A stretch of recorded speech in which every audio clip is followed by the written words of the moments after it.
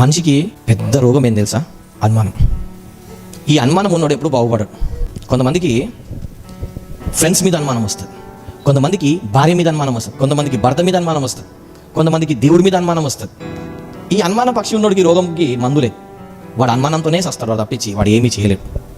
అనుమానం ఉన్నోడు అనుమానంతోనే సచ్చేవాడు, వాడికి అనుమానం అది కొట్టు నాటిపోతుంది. మళ్ళీ దాంతో ఒరిగేది ఏమీ లేదు. ఈ వ్యక్తి పుట్టినప్పుడు ఏమో తీసుకొచ్చినాడా? పోతాడు, తీసుకోపోతాడా? ఉన్నే వాడుకొని పోతాడు ప్రతి ఒక్కడు. కానీ ఈ అనుమాన పిచాచి పట్టిందనుకో వాడు బాగుపడాడు. ఈ అనుమాన పిచాచి పడినోడు మెంటల్గా టార్చర్ అయ్యి వాడు మన లోపల అవయగాలని వాడికి తినేసి వాడు మర్చిపోతాడు. ఎదుటోడికి టార్చర్ పెడతాడు అనుకుంటాడు, కానీ వాడి బాడీకి వాడే టార్చర్ పెట్టుకుంటూ ఉంటాడు.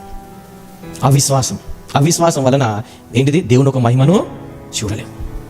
కాబట్టి అనుమానం అనేది మనకు ఉండొద్దు. ఇంతవరకు కాపాడిన దేవుడు ఇది కాపాడలేడా? ఇన్ని సమస్యలు పరిష్కారం చేసిన దేవుడు ఈ సమస్యను పరిష్కారం చేయలేడా? దేవుడి మీద అనుమానం ఉండదు. అందుకే దేవుడు అంటే నమ్ముట నీ వలన అయితే నమ్మువాడికి సమస్తము సాధ్యము.